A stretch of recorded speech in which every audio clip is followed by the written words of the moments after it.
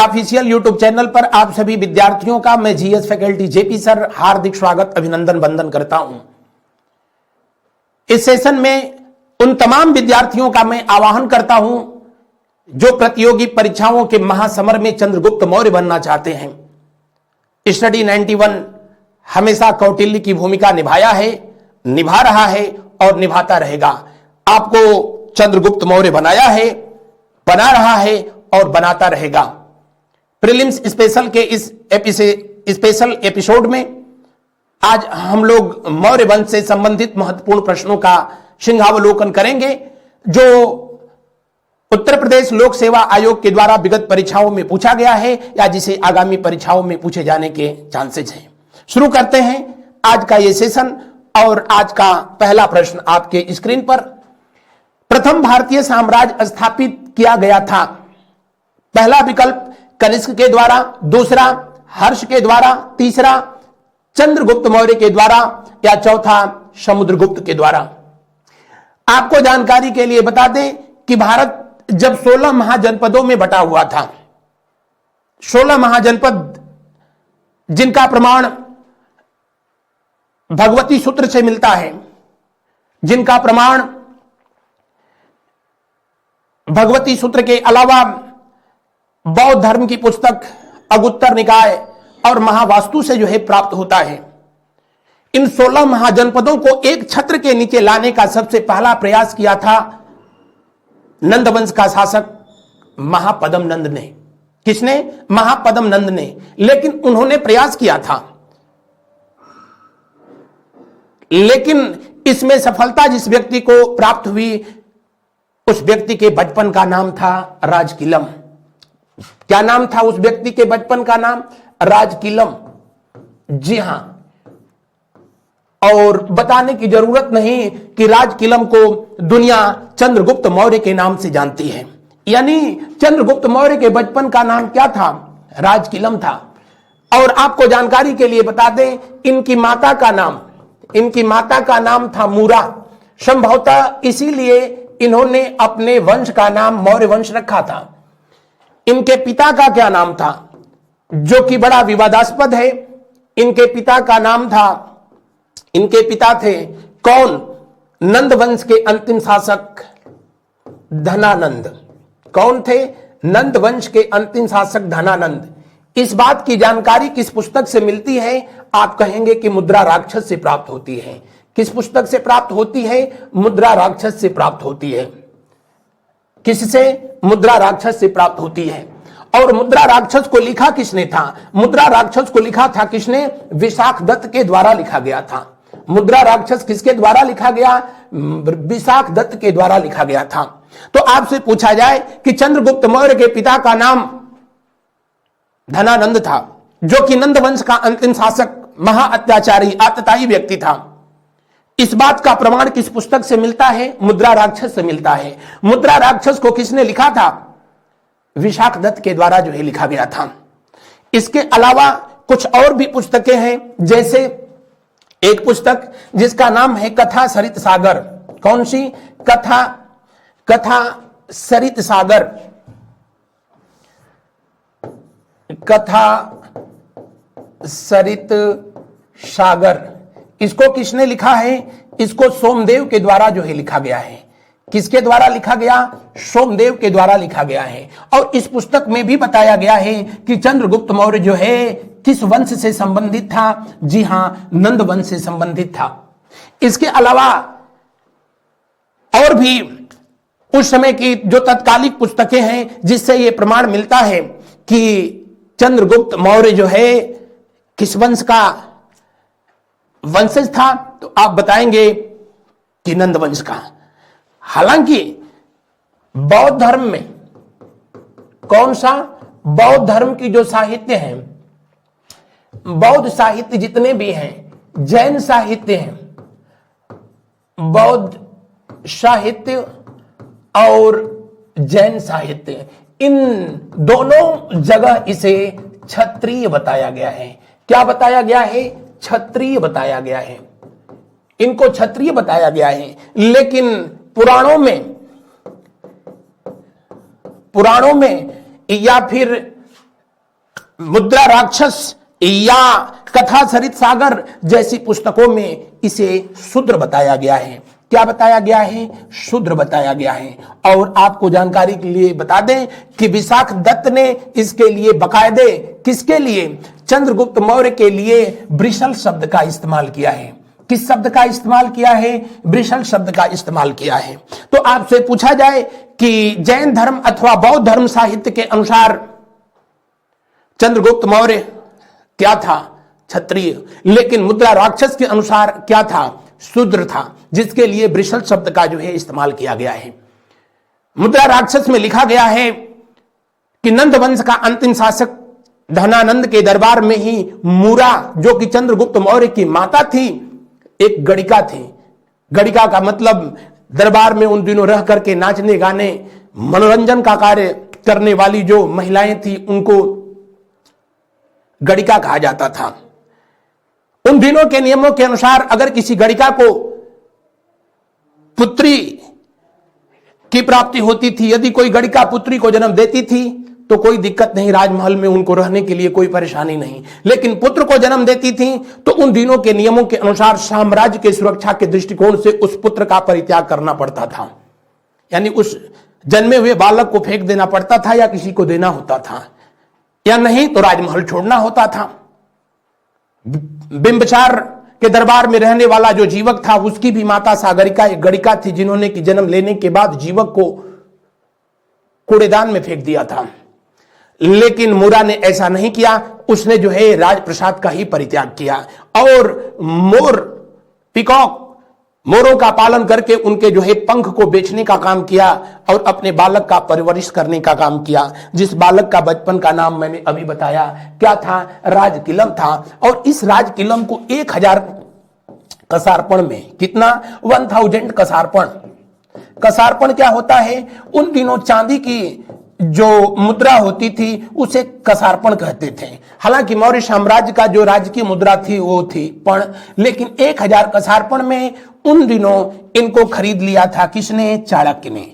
चाणक्य ने मूरा से 1000 कसारपण में उस बालक को खरीद करके और दुनिया की सबसे प्राचीनतम यूनिवर्सिटी में तक्षशिला में पढ़ाया लिखाया और इस काबिल बनाया कि वही बालक चल करके आगे नंद वंश का जो है समापन कर और भारत पर मौर्य वंश की स्थापना किया और भारत पर एक केंद्रीय सत्ता का स्थापना किया।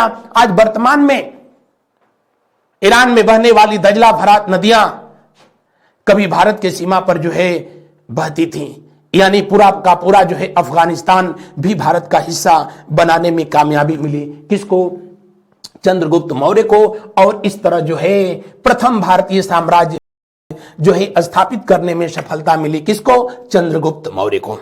लेकिन इसका प्रयास किया था किसने? तो नंद वंश के शासक महापदम नंद के द्वारा इसका प्रयास किया गया था। बढ़ते हैं हम लोग अगले प्रश्न पे।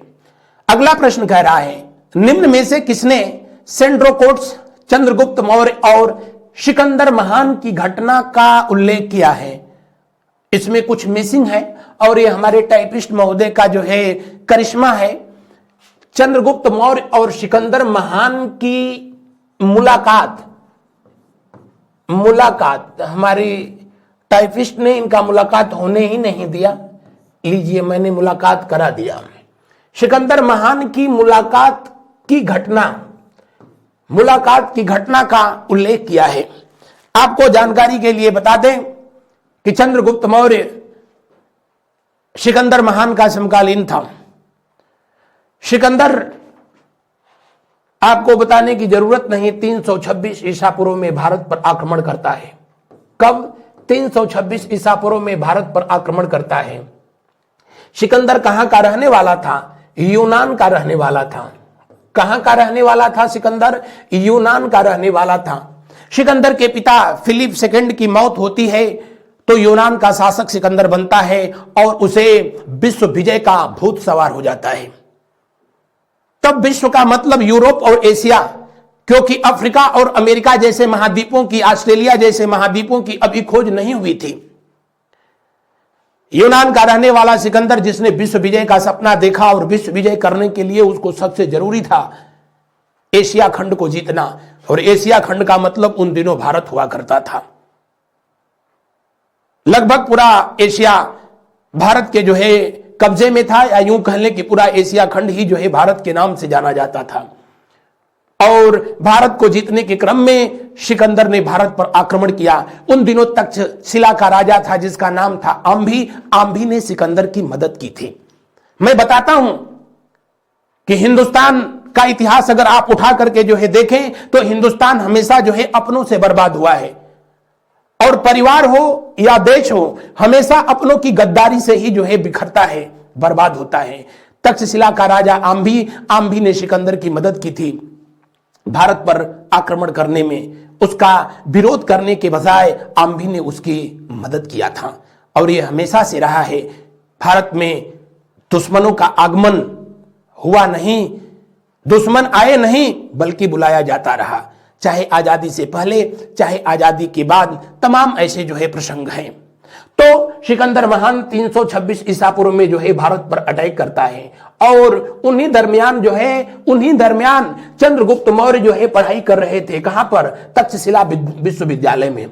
तक्षशिला विश्वविद्यालय जो कि विश्व का सबसे प्राचीनतम विश्वविद्यालय वर्तमान पाकिस्तान के रावलपिंडी के आसपास का जो है क्षेत्र था, और इसे राजा भरत के पुत्र तक्ष के द्वारा स्थापित किया गया था। कहा जाता है कि वहीं पर चंद्रगुप्त मौर्य और सिकंदर के बीच मुलाकात हुई थी। सिकंदर उस समय भारत पर आक्रमण करने के क्रम में था। 19 साल का बालक चंद्रगुप्त मौर्य सिकंदर से मिला और मगध पर आक्रमण करने के लिए उसे इनवाइट किया। हालांकि सिकंदर के बस के बाहर की बात थी। कुछ प्रसंगों में ऐसा भी मिलता है कि नहीं, ऐसा कुछ नहीं था, बल्कि जस्टिन के द्वारा लिखी गई पुस्तक में यह बताया गया कि उन दिनों एक साम्राज्य, आगे उसका नाम बताऊंगा, जहां सैनिकों ने बड़ी बहादुरी से लड़ाई सिकंदर से। जब सभी सैनिक मारे गए, उस साम्राज्य के सभी पुरुष मार दिए गए, तो स्त्रियों ने भी मोर्चा संभाला और उसके सैनिकों से युद्ध किया। स्त्रियों को भी बड़ी बेरहमी से जो है मौत के घाट उतारा गया। इस घटना से व्यथित होकर चंद्रगुप्त मौर्य ने सिकंदर से मिला था। इन दोनों जो है कथन का उल्लेख, इन दोनों घटनाओं का उल्लेख जो है किया है किसने? जस्टिन ने किया है। किसने किया? जस्टिन ने किया है। आपको जानकारी के लिए बता दें कि जस्टिन के द्वारा ही चंद्रगुप्त मौर्य के लिए सेंड्रोकोट्स शब्द का जो है इस्तेमाल किया जाता है। हालांकि एरियन ने भी इनको, ये यूनानी इतिहासकार, इसने भी सेंड्रोकोट्स कहा है। एक और व्यक्ति है जिसका नाम है स्ट्रैबो। क्या नाम है? स्ट्रैबो। ये तीनों जो है यूनानी इतिहासकारों ने चंद्रगुप्त मौर्य के लिए कौन से शब्द का इस्तेमाल किया है? सेंड्रोकोट्स का जो है इस्तेमाल किया है। सेंड्रोकोट्स का इस्तेमाल किया है। जबकि इनका नाम एक और मिलता है। कौन सा? सेंड्रोकोप्टस। कौन सा? सेंड्रोकोप्टस। और इस नाम का जो है इस्तेमाल किसने किया? इस नाम का इस्तेमाल करता है निर्याकस। किसने? निर्याकस ने किया था। आपसे पूछता है कि चंद्रगुप्त मौर्य को सेंड्रोकोप्टस किसने कहा था? निर्याकस के द्वारा कहा गया था। निर्याकस के द्वारा कहा गया। यूनानी साहित्यों में इनका एक और नाम मिलता है, और वो मिलता है कौन सा?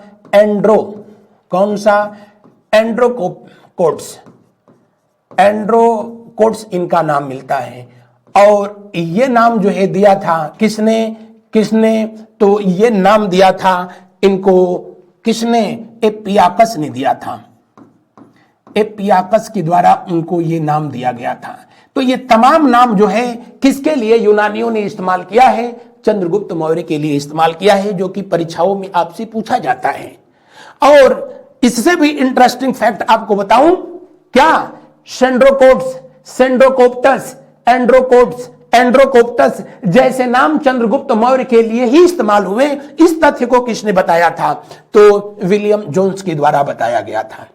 किसके द्वारा बताया गया? विलियम जोन्स के द्वारा बताया गया। वही विलियम जोन्स जिसने भारत में एशियाटिक सोसाइटी की स्थापना करता है। उसी के द्वारा बताया गया कि ये सारे नाम किसके लिए इस्तेमाल हुए हैं, चंद्रगुप्त मौर्य के लिए जो है इस्तेमाल किए गए। और चंद्रगुप्त मौर्य और सिकंदर के मुलाकात की जो है कथा का उल्लेख भी किया है किसने, जस्टिन ने किया है। इसलिए दिए हुए प्रश्न का कौन सा विकल्प सही होगा, दिए हुए प्रश्न का दूसरा विकल्प सही है, 100% सही है। चंद्रगुप्त मौर्य जिनका शासनकाल कब से कब तक रहा था, इनका शासनकाल 322 ईसा पूर्व से लेकर के और 298 ईसा पूर्व तक रहा था।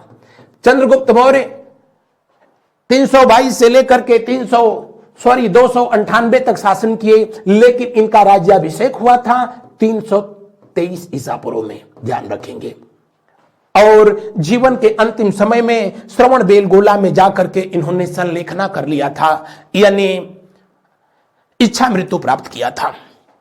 अगला प्रश्न को देखें, अभिलेख जिससे यह प्रमाणित होता है कि चंद्रगुप्त मौर्य का प्रभाव पश्चिम भारत में था। चंद्रगुप्त मौर्य जो कि मौर्य वंश के संस्थापक थे, मौर्य वंश के संस्थापक थे। अगर पूछे आपसे कि मौर्य वंश भारत पर कितने वर्षों तक शासन किया, तो आप कहेंगे कि लगभग 137 वर्ष तक शासन किया। मौर्य वंश का भारत पर कितने वर्ष तक शासन रहा था, 137 वर्ष तक। कब से कब तक, 322 ईसा पूर्व से लेकर के 185 ईसा पूर्व तक इसका शासन रहा था मौर्य वंश का। और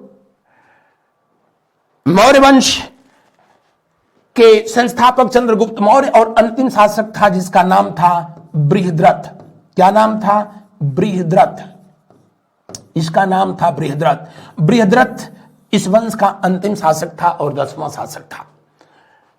चंद्रगुप्त मौर्य का प्रभाव पश्चिम भारत में था, इसका उल्लेख किस अभिलेख से प्रमाणित होता है।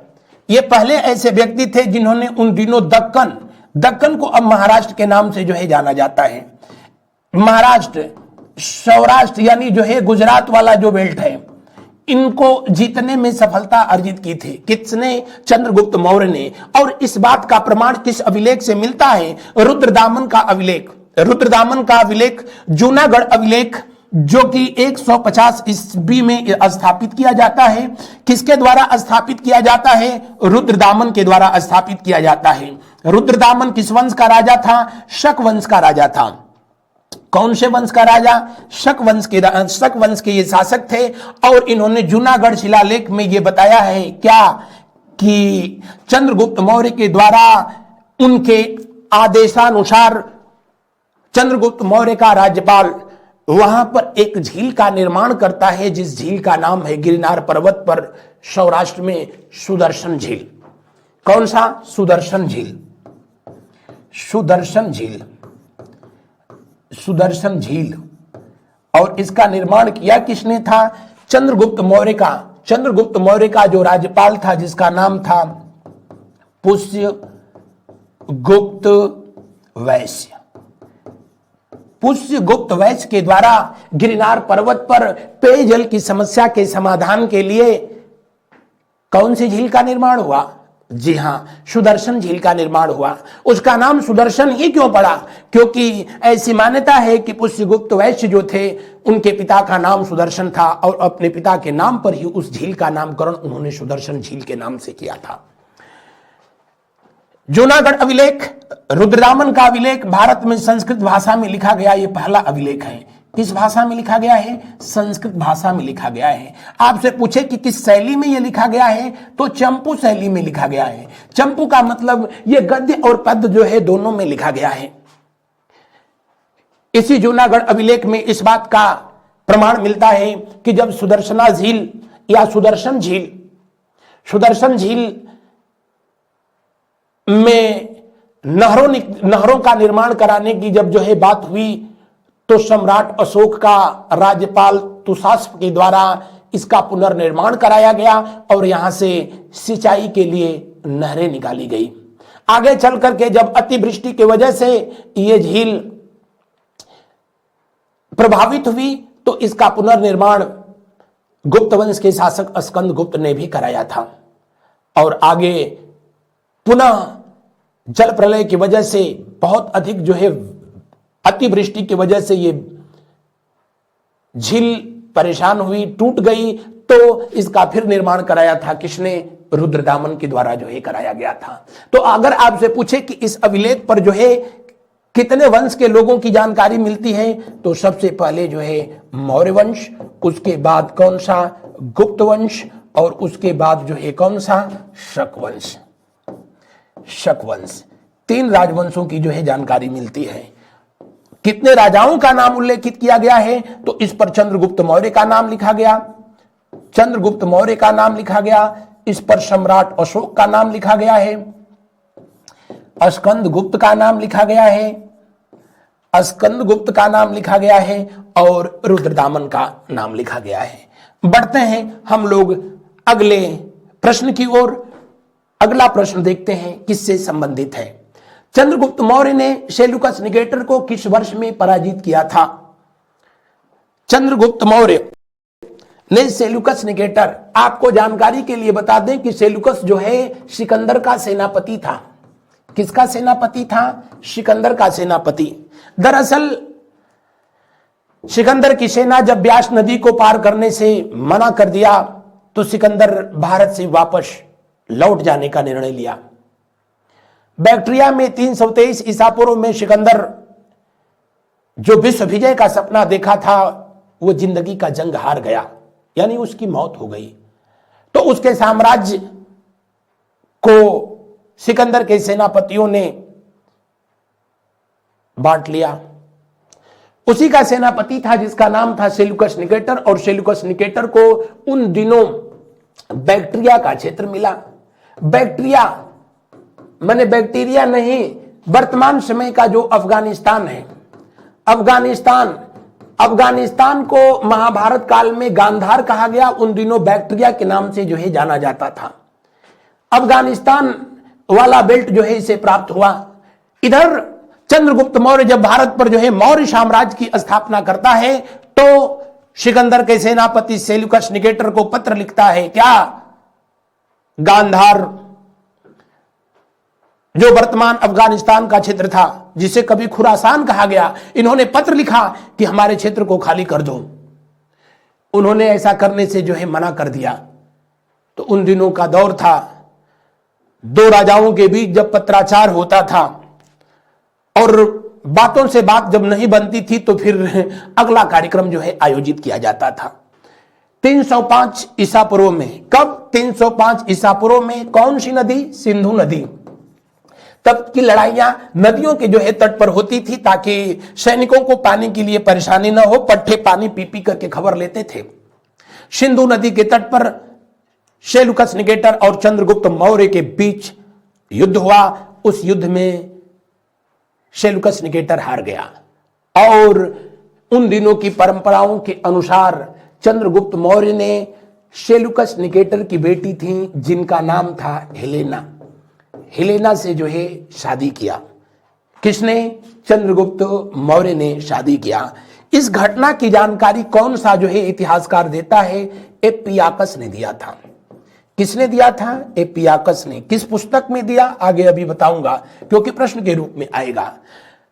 सेल्यूकस निकेटर को चंद्रगुप्त मौर्य ने 305 ईसा पूर्व में सिंधु नदी के तट पर जो है पराजित किया और इनकी बेटी हेलेना के साथ जो है शादी कर ली। कुछ इतिहासकारों ने यहां तक लिखा कि चंद्रगुप्त मौर्य को संस्कृत भाषा से लगाव था, वो जानते थे। इसके अलावा चूंकि मगध के क्षेत्र थे तो जाहिर सी बात थी प्राकृत या दूसरी उन दिनों की भाषाओं के जो है ये विद्वान थे, लेकिन ग्रीक लैंग्वेज इनको नहीं आती थी।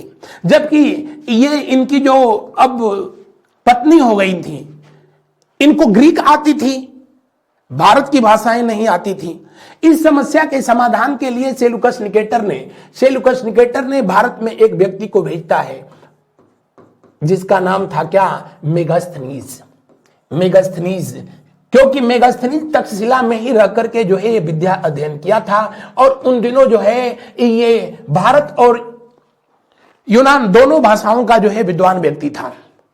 और एक पिता की ये चिंता थी, इन्होंने इसको दहेज भेज दिया। काहे लिए? क्योंकि इन दोनों में वार्तालाप कराने के लिए, चंद्रगुप्त मौर्य में और इनके बीच। अब सोचो, पति पत्नी और दोनों एक दूसरे की भाषा अगर न जानते हो तो कितनी विकट समस्या जो है हो सकती है। राजदूत के रूप में मेगास्थनीज जो है इसीलिए जो है आए थे।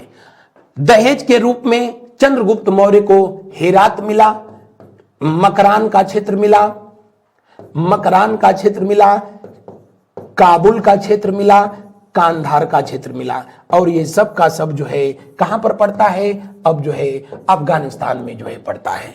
दिए हुए प्रश्न का तीसरा विकल्प सही है। आप इस पर लिखे गए जो फैक्ट हैं चाहे तो उसका स्क्रीनशॉट ले सकते हैं, आपके परीक्षाओं के दृष्टिकोण से ये अति महत्वपूर्ण है। अगला प्रश्न का अवलोकन करते हैं। निम्नलिखित में से किसकी तुलना मैकियावेली के प्रिंस से की जाती है? मैकियावेली, सबसे पहले बता दें यह पट्टा था कहां का? इटली का। इटली के रहने वाले मैकियावेली, जिन्होंने प्रिंस नामक एक पुस्तक लिखी, और ये प्रिंस नामक पुस्तक का संबंध राजनीति से, नीति शास्त्र से था, न कि जो है नाम से आप न जाएंगे। भारत में भारत का मैकियावेली किसको कहा जाता है? तो भारत का मैकियावेली किसे कहा जाता है? इन्हें कहा जाता है चाणक्य को, या इनका एक नाम है और क्या, कौटिल्य। इन्होंने भी एक पुस्तक लिखी, उस पुस्तक का क्या नाम है? अर्थशास्त्र। अर्थशास्त्र, नाम अर्थशास्त्र है जरूर, लेकिन अर्थशास्त्र से इसका जो है दूर दूर तक कोई रिश्ता नहीं है। इसका भी संबंध जो है विशुद्ध रूप से राजनीति से है, प्रशासन से है। और भारत में चाणक्य को, विष्णुगुप्त को, कौटिल्य को भारत का मैकियावेली के नाम से जो है जाना जाता है। तो दिए हुए प्रश्न का कौन सा विकल्प सही होगा? दिए हुए प्रश्न का दूसरा विकल्प सही होगा। अर्थशास्त्र किस भाषा में लिखी गई है? संस्कृत भाषा में लिखी गई है। किस भाषा में? संस्कृत भाषा में लिखी गई है। अर्थशास्त्र में आपको बता दें कि कुल 15 अधिकरण लिखे गए हैं। अधिकरण कितने लिखे गए हैं बेटा? 15। अधिकरण का मतलब क्या? अध्याय। आपसे यह भी प्रश्न पूछा जा सकता है कि चाणक्य के द्वारा लिखा गया अर्थशास्त्र में कुल कितने अध्याय हैं? 15 अध्याय हैं। कितने प्रकरण लिखे गए हैं? प्रकरण लिखे गए हैं 180। प्रकरण का मतलब क्या? इसका ये उपभाग है, यानी अध्यायों को जो है प्रकरण में बांटा गया है। और कुल कितने मंत्र लिखे गए हैं? कितने सूत्र लिखे गए हैं? 6000 सूत्र लिखे गए हैं। कितने लिखे गए हैं? 6000 सूत्र लिखे गए हैं। डॉक्टर श्यामा शास्त्री के अनुसार इसका 900 ईस्वी में जो है पुनः प्रकाशन कराया गया था। दिए हुए प्रश्न का दूसरा विकल्प 100% सही है। बढ़ते हैं हम लोग अगले प्रश्न की ओर। अगला प्रश्न देखते हैं। उससे पहले मैं बता दूं कि अर्थशास्त्र में मौर्य वंश का कहीं भी नाम नहीं लिया गया है। कहीं भी इसका नाम नहीं जो है चंद्रगुप्त मौर्य का कहीं नाम आता है। इसका मतलब है कि चाणक्य महोदय के द्वारा इस पुस्तक की रचना हो सकता है कि चंद्रगुप्त की मुलाकात से पहले ही लिख ली गई होगी। तक्षशिला में चंद्रगुप्त मौर्य को 7 से 8 साल तक रख करके विद्या अध्ययन कराने का काम किया था। किसने? चाणक्य ने, विष्णुगुप्त ने, कौटिल्य ने, अजय जिनका ये सब नाम था। और चंद्रगुप्त मौर्य को इस काबिल बनाया कि नंद वंश के अंतिम शासक घनानंद ने जिस चाणक्य की शिखा पकड़ करके जो है जिसका अपमान किया था, उस नंद वंश का इन्होंने सर्वनाश कर दिया, सफाया कर दिया था।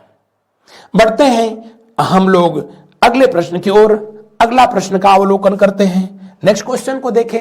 निम्नलिखित में से राज्य के सप्तांग सिद्धांत के अनुसार राज्य का 7वां अंग कौन सा है?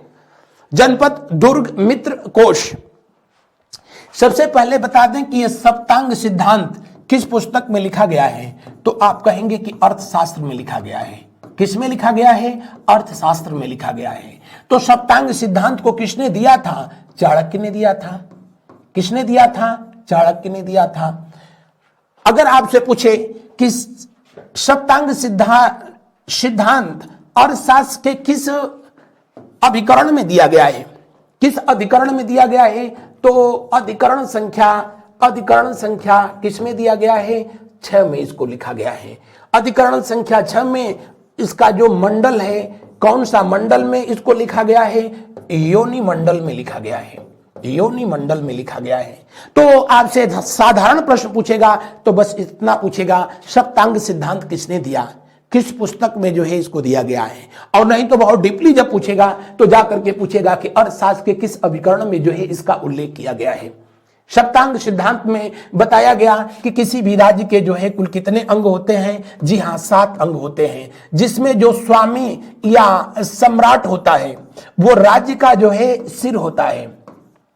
उसके अलावा जो मंत्री अमात्य होते हैं, अमात्य मंत्री होते हैं, वो साम्राज्य की आंखों की तरह होते हैं। क्या होते हैं? इनकी तुलना आंखों से जो है किया गया है, आंखों से किया गया है। तीसरे नंबर पे आता है कौन? जनपद, जिसकी तुलना किससे की गई है? जांग से की गई है। किससे किया गया है? जांग से किया गया है, जांग से किया गया है। उसके बाद आता है कौन सा? दुर्ग, दुर्ग राज्य का हाथ होता है ऐसा बताया गया। दुर्ग के बाद जो है किसका नंबर आता है? जी हां, कोष का नंबर आता है। कोष के बाद जो है कौन सा है? जो है दंड यानी सेना, जिसको कि मस्तिष्क कहा गया है, इसको जो है मुख कहा गया है। कितने हो गए? 1 2 3 4 5 6 और अंतिम बच जाता है कौन सा? मित्र। जो साम्राज्य के पड़ोसी मित्र हैं उनके लिए सप्तांग सिद्धांत में जो है 7वां स्थान दिया गया है। दिए हुए प्रश्न का कौन सा विकल्प जो है सही होगा? दिए हुए प्रश्न का तीसरा विकल्प सही होगा और इन्हें साम्राज्य का कान कहा गया है। क्या कहा गया है? जी हां। बढ़ते हैं हम लोग अगले प्रश्न की ओर। अगला प्रश्न का अवलोकन करते हैं। नेक्स्ट क्वेश्चन, किस यूरोपियन विद्वान ने चंद्रगुप्त की सेना को डाकुओं का गिरोह कहा है? चंद्रगुप्त चूंकि भारत का रहने वाला व्यक्ति था, यूनान के रहने वाले सेलुकस निकेटर को जो है पराजित किया था, उनसे पूरा का पूरा काबुल, कांधार, मकरान का क्षेत्र जो है प्राप्त कर लिया था, तो इसलिए वो डाकू था। यूनानी लेखकों के अनुसार उन दिनों के इतिहासकारों की स्थिति बिल्कुल ऐसे होती थी जैसे आज की मीडिया की है। आज का मीडिया भी जिसका खाता है उसका गाता है, जिसका नहीं खाता है उसका इमेज ही खा जाता है। उन समय के इतिहासकारों की भी वही स्थिति थी, जिसका खाते थे उसी का जो है गाते थे। यूनानी इतिहासकारों ने लिखा कि चंद्रगुप्त मौर्य जब भारत पर अभी शासन नहीं कर रहा था बल्कि तक्षशिला में पढ़ाई कर रहा था, उसी समय 326 ईसा पूर्व में झेलम नदी के तट पर पंजाब के स्थानीय शासक पोरस के साथ सिकंदर की लड़ाई होती है। यूनानी इतिहासकारों ने लिखा कि उस युद्ध में सिकंदर विजयी हुआ, लेकिन पोरस के बहादुरी से इतना प्रभावित हुआ कि जीता हुआ साम्राज्य उसको जो है दे दिया था। बड़ी विचित्र बात है, जो व्यक्ति दुनिया को जीतने का ख्वाब रखता है उसके अंदर इतनी अगर उदारता रही होती तो यूनान से वो भारत नहीं आया होता। लेकिन इतिहासकारों ने वही लिखा जो उनसे कहा गया। बहरहाल यहां पर भी लगभग 7 लाख जो है चंद्रगुप्त मौर्य की सेना की संख्या जो है बताई गई है, जिसमें गज सेना, पैदल सेना, अश्व सेना और लगभग जो है इनकी संख्या कितनी जो है बताई गई, कितनी बताई गई तो 7 लाख जो है बताई गई है। और इसे डाकुओं का गिरोह किया कहा था किसने? जस्टिन ने। जस्टिन ने ही अभी आगे आपको मैंने बताया था कि इनको जो है किस नाम से संबोधित किया था, किस नाम से जो है संबोधित किया था? सेंड्रोकोट्स के नाम से संबोधित किया था।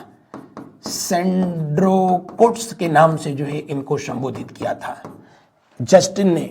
निर्याकस ने इनको सेंड्रोकोप्टस कहा था। किसको? चंद्रगुप्त मौर्य को कोप्टस के नाम से जो है संबोधित किया था। मेगास्थनीज ने इनके लिए चंद्रगुप्त मौर्य का ही जो है नाम दिया था। किस पुस्तक में? इंडिका में।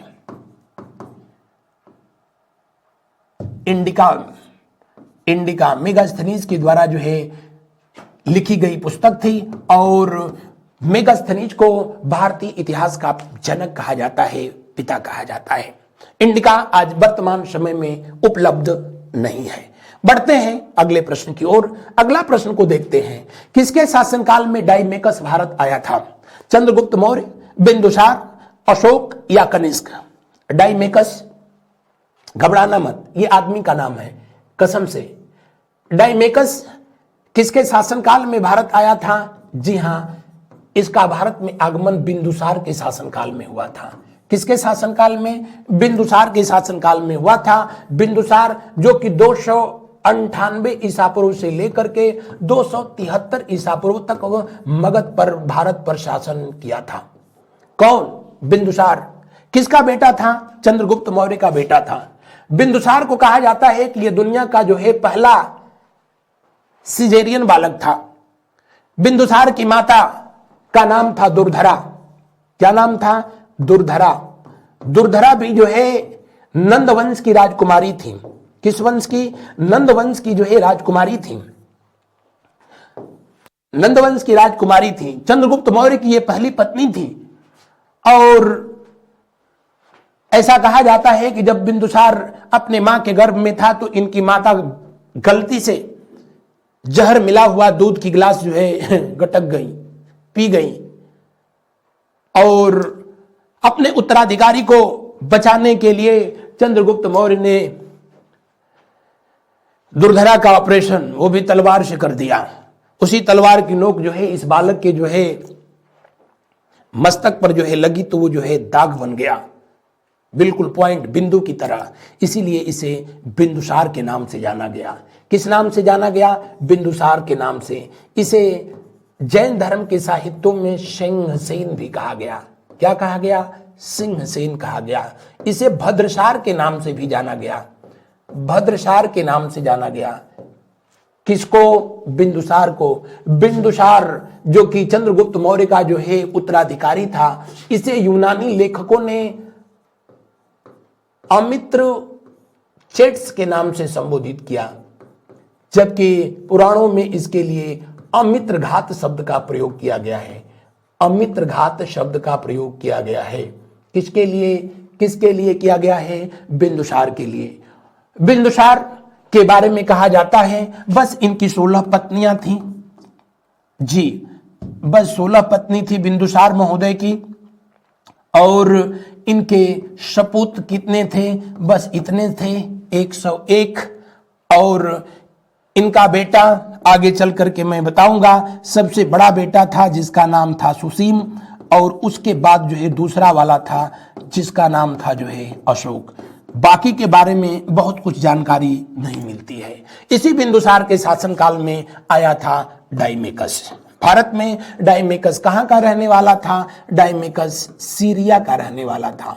कहां का? सीरिया का रहने वाला। तो दिए हुए प्रश्न का कौन सा विकल्प सही होगा? दिए हुए प्रश्न का दूसरा विकल्प सही होगा। बढ़ते हैं हम लोग अगले प्रश्न की ओर। अगला प्रश्न का अवलोकन करते हैं। अशोक का अपने शिलालेखों में सामान्यतः जिस नाम से उल्लेख हुआ है वह है चक्रवर्ती, ना, धर्मदेव, धर्मकीर्ति, ना, कौन सा?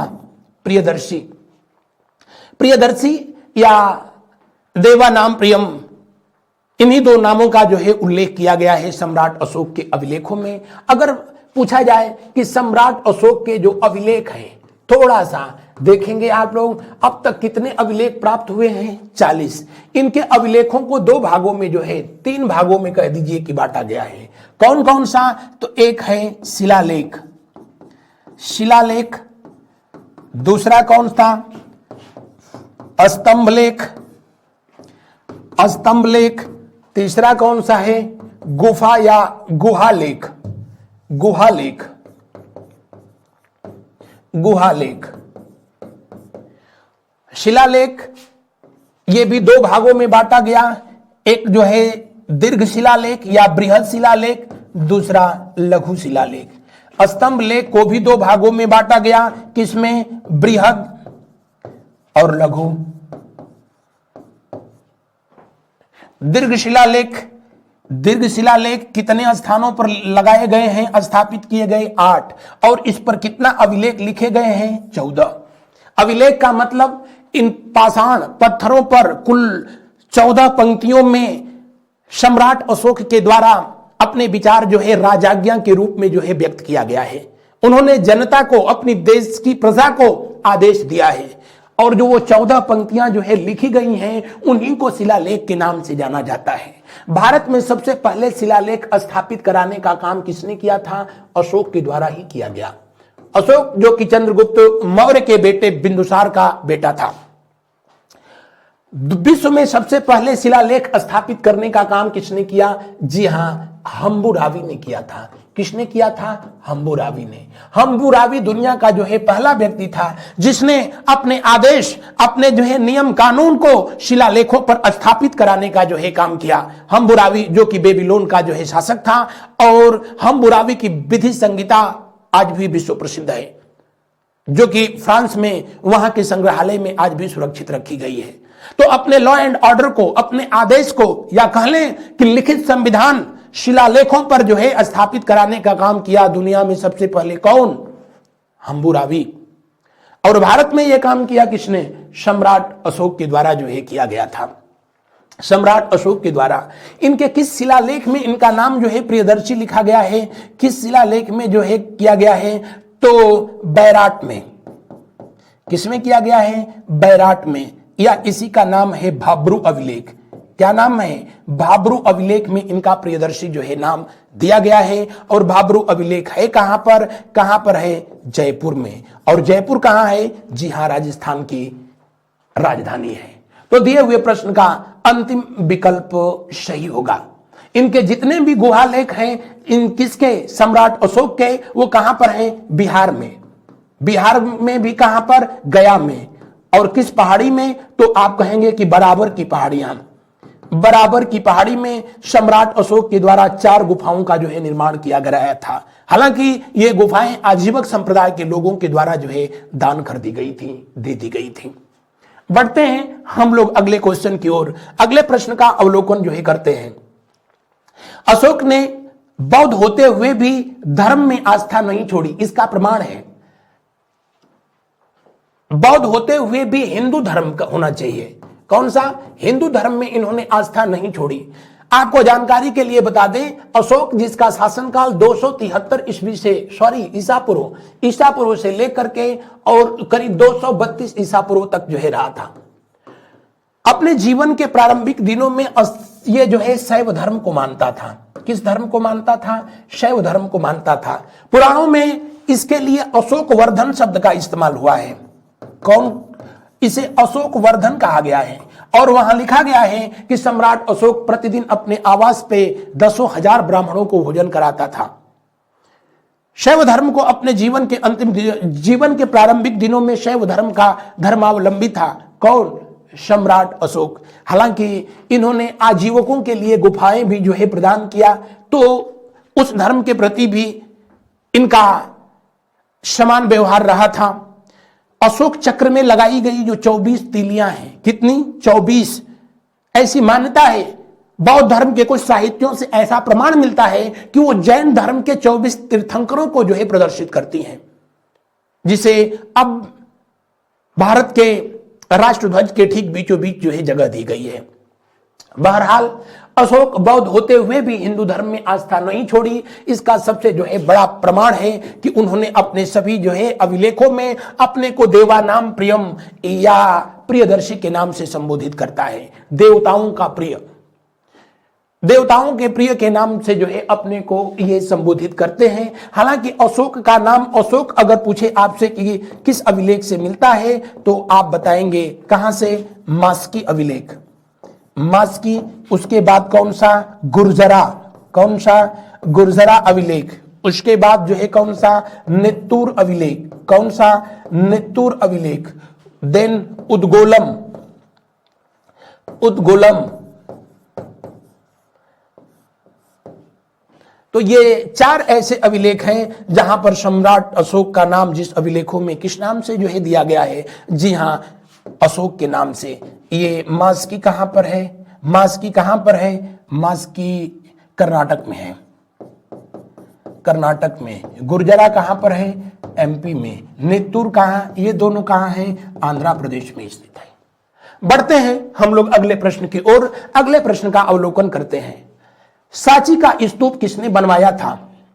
One of the best question. Stupa का मतलब होता है क्या? समाधि। स्तूप शब्द का प्रयोग सबसे पहले कहां मिलता है? इसका प्रयोग सबसे पहले ऋग्वेद में जो है मिलता है। कहां पर मिलता है? ऋग्वेद में मिलता है। पिपरावा अभिलेख से इस बात का प्रमाण मिलता है कि जब मल्ल महाजनपद में कुशी नगर में महात्मा बुद्ध का महापरिनिर्वाण हुआ तो उनकी शरीर की अस्थियों को 8 भागों में बांटा गया, जिसे धातु का नाम जो है दिया गया, और उन 8 धातुओं पर जो है 8 स्तूप जो है बनवाए गए थे। बाद के दिनों में सम्राट अशोक ने किसी स्तूप से जो है भगवान बुद्ध की अस्थियों को प्राप्त करके और कुल 84,000 स्तूपों का निर्माण कराया।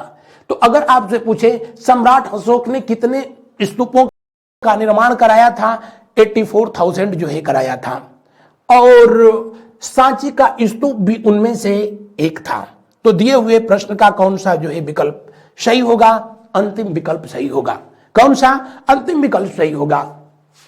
और वर्तमान समय में सांची है कहां पर? सांची कहां पर है? मध्य प्रदेश में है। मध्य प्रदेश के विदिशा में ये पड़ता है। विदिशा में ये जो है पड़ता है। और आपको जानकारी के लिए बता दें कि सम्राट अशोक की जो पत्नी थी, जिनका नाम था महादेवी, उन्हीं के कहने पर सम्राट अशोक ने सांची में इस स्तूप का निर्माण कराया था। अपने पिता के शासनकाल में, किसके? बिंदुसार के शासनकाल में कभी उज्जैन का राज्यपाल गवर्नर हुआ करता था। कौन? सम्राट अशोक। तो दिए हुए प्रश्न का कौन सा विकल्प सही होगा? दिए हुए प्रश्न का अंतिम विकल्प जो है सही होगा। अगला प्रश्न देखें हम लोग। अभिलेखों में किस शासक का उल्लेख प्रियदर्शी एवं देवानाम प्रियम के रूप में हुआ है? अभी तो बताया मैंने, सम्राट अशोक। सम्राट अशोक का नाम प्रियदर्शी या देवानाम प्रियम के रूप में किया गया है, जबकि पुराणों में इसका नाम जो है अशोक वर्धन मिलता है। 4 अभिलेख ऐसे हैं जहां पर इसका नाम अशोक लिखा गया। मास्की अभिलेख, गुर्जरा अभिलेख, नेत्तूर अभिलेख और उडगोलम अभिलेख। गिरनार अभिलेख में भी इसका नामकरण जो है अशोक ही हुआ है, लेकिन गिरनार अभिलेख अशोक ने नहीं, रुद्रदामन के द्वारा स्थापित कराया गया है। तो कितने अभिलेखों में इसका नाम अशोक है? 4। अभी पीछे मैंने जो है लिखा भी था इस तथ्य को। बढ़ते हैं हम लोग अगले प्रश्न की ओर। अगला प्रश्न देखते हैं। निम्नलिखित अभिलेखों में से किस लेख में अशोक का नाम उल्लेखित है? वही बात अभी तो मैंने बता दिया, मास्की। कहां पर? मास्की में। भाब्रू अभिलेख में इसका नाम प्रियदर्शी लिखा गया है। प्रियदर्शी लिखा गया है। और ये कहां पर है?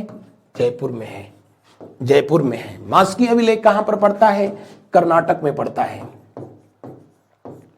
बढ़ते हैं। रोमनदेई अभिलेख जो है कहां पर है? नेपाल में स्थित है। नेपाल में। और यह सम्राट अशोक का सबसे छोटा अभिलेख है। सबसे छोटा अभिलेख कौन सा? यही रोमनदेई अभिलेख, रुम्मीनदेई अभिलेख, जहां पर भगवान बुद्ध को, महात्मा बुद्ध को क्या ज्ञान प्राप्ति? जी नहीं, वहीं पर रुमनदेई में आम्रकुंज में भगवान बुद्ध का जन्म हुआ था। और उस स्थान पर अशोक अपने शासन के 20वें वर्ष में जो है गया है और रुमनदेई स्तंभ लेख का निर्माण कराया है। सम्राट अशोक का यह सबसे छोटा अभिलेख है, जिसमें वहां भूमिकर जो टैक्स था उसको 1/4 से कितना कर दिया था? आधा कर दिया था, 1/8 कर दिया। जबकि कुछ तीर्थ यात्रा कर जो थे उनको जो है समाप्त कर दिया। अगले प्रश्न का अवलोकन करें। अशोक का रुम्मीनदेई स्तंभ संबंधित है, अभी बता दिया, भगवान बुद्ध के जो है जन्म से संबंधित है। और सम्राट अशोक यहां पर अपने शासन के 20वें वर्ष में गया था, कभी यही पूछ लेता है। अगर पूछे कि रुम्मीनदेई अभिलेख की खोज किसने किया था, तो फुहरर ने किया था। फुहर नहीं, फुहरर ने किया। यह एक अंग्रेज था, इसी ने जो है इसका सर्च किया, इसको खोजा और बताया कि रूमिनदेई अभिलेख किसका अभिलेख है, सम्राट अशोक का अभिलेख है और सबसे छोटा इनका ये स्तंभ लेख है। अगला प्रश्न जो है देखते हैं, उससे पहले इन विकल्पों पर अगर चर्चा करें तो भगवान बुद्ध ने अपना शरीर त्याग दिया था कहां पर, कुशीनगर में, कुशीनगर में। और इसका जो है लिखित प्रमाण किस अभिलेख से मिलता है, पिपराहवा अभिलेख से मिलता है, पिपराहवा अभिलेख से मिलता है। पिपराहवा अभिलेख यह है कहां पर, श्रावस्ती में, श्रावस्ती में, जो वर्तमान समय में कहां पर है, सिद्धार्थनगर में है। भगवान बुद्ध के प्रथम उपदेश सारनाथ में हुए थे, मैं पहले पढ़ा चुका हूं। इनको ज्ञान प्राप्ति कहां पर हुई थी, बोधगया में हुई थी, बोधगया में हुई थी। और जन्म जो है इनका लुम्बिनी में हुआ था, जो कि वर्तमान समय में ये कहां पड़ता है, ये नेपाल के तराई क्षेत्रों में पड़ता है, जहां पर महामाया देवी मंदिर का निर्माण कराया भी गया है। बढ़ते हैं अगले प्रश्न की ओर। केवल वह स्तंभ जिसमें अशोक ने स्वयं को मगध का सम्राट बताया है, भाब्रू अभिलेख, कौन सा, भाब्रू अभिलेख। भाब्रू अभिलेख में इन्होंने स्वयं को मगध का सम्राट बताया है, ऐसा एकमात्र अभिलेख है।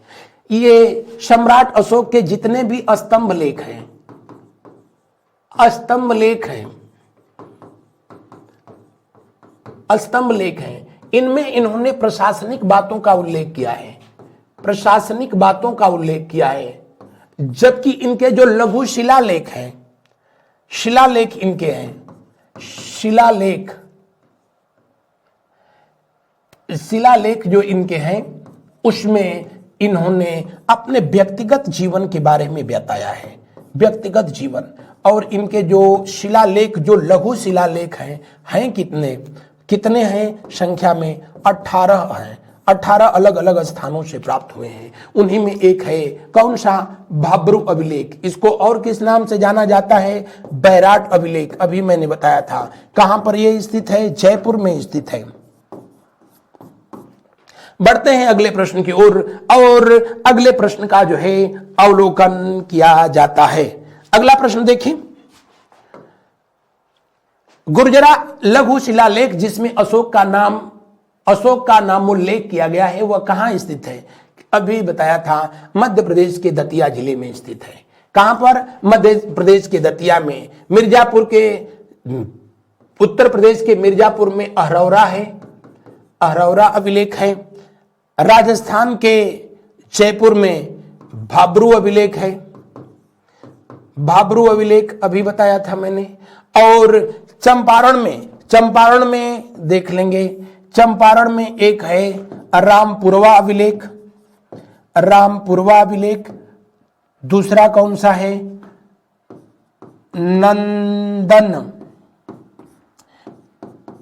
नंदनगढ़ अभिलेख।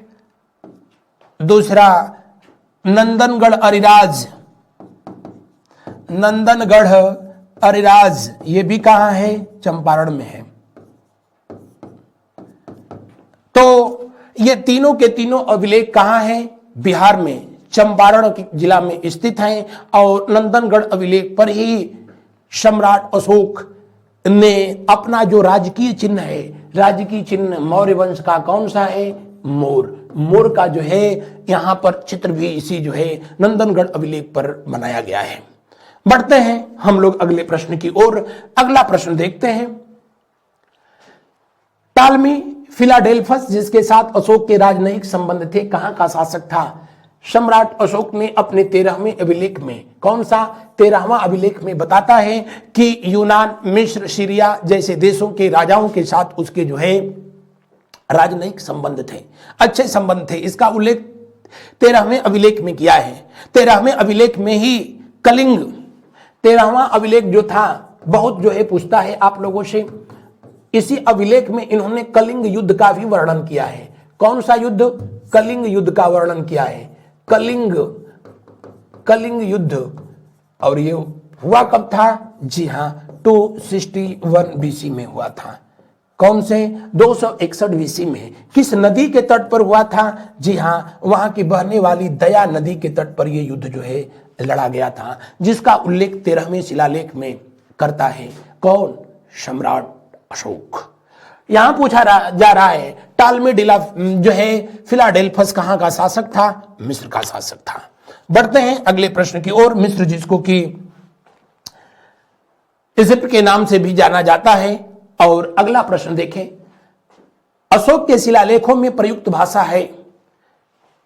इनके जो शिलालेख हैं वो किस भाषा में लिखे गए हैं? प्राकृत भाषा में लिखे गए हैं। कौन सी लिपि में लिखे गए हैं? अगर आपसे पूछे कि किस लिपि में लिखा गया है तो इनकी लिपि है कौन सी? ब्राह्मी। सबसे अधिक इसी लिपि में लिखे गए। उसके बाद खरोष्टी, उसके बाद जो है कौन सी लिपि? तो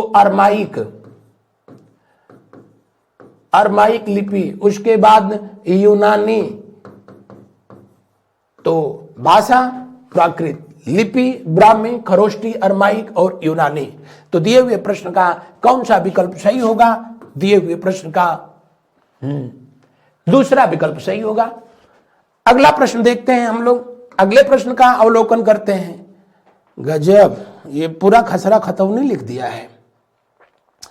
सूची 1 को सूची 2 से सुमेलित कीजिए तथा सूचियों के नीचे दिए गए कूट से सही उत्तर का चयन कीजिए। बहुत शानदार प्रश्न जो है दे रखा है।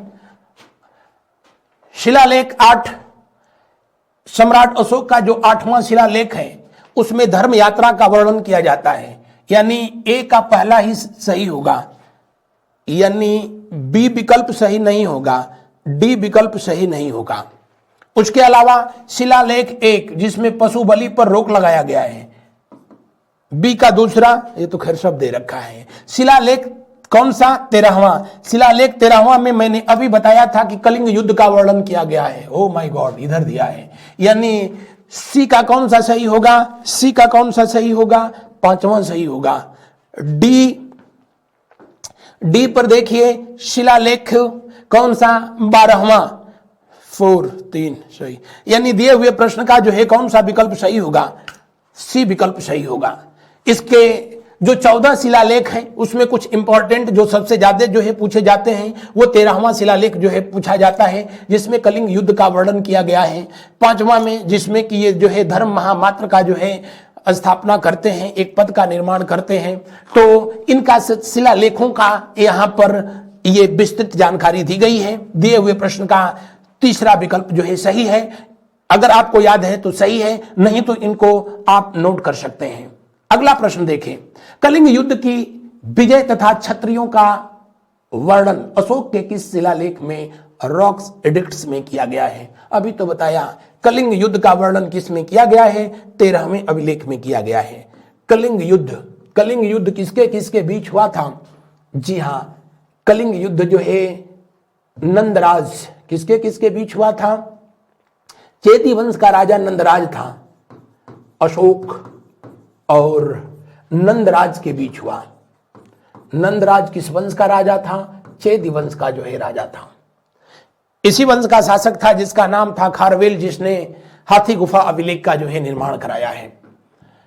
कलिंग अभिलेख या 13वां शिलालेख में इस बात का प्रमाण मिलता है कि कलिंग जो युद्ध हुआ उसमें 1 लाख लोग जो है मारे गए थे, उससे अधिक जो है घायल हुए थे। और इसी युद्ध के दरमियान सम्राट अशोक जो है देखता है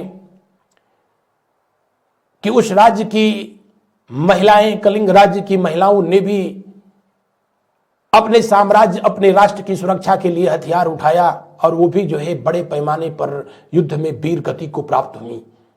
एक महिला जिसको युद्ध क्षेत्र में वीर गति को प्राप्त हुई थी, उसकी डेड बॉडी से उसके बच्चे लिपट करके जो है रो रहे थे, चिल्ला रहे थे।